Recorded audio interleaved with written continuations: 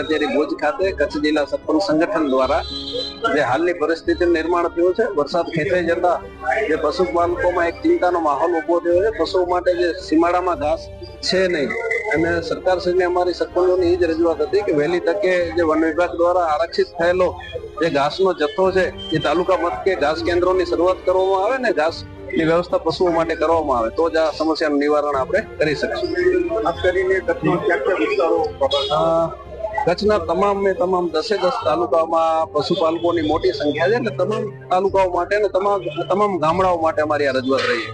ખાસ કરીને વાત કરીએ કચ્છમાં મોટા પાયે ગૌશાળાઓ પણ આવેલી છે, એના માટે કચ્છની અંદર જીવદયા કેન્દ્રો અને પાંજરાપરો અને ગૌશાળાઓમાં મોટી પશુઓની સંખ્યા છે.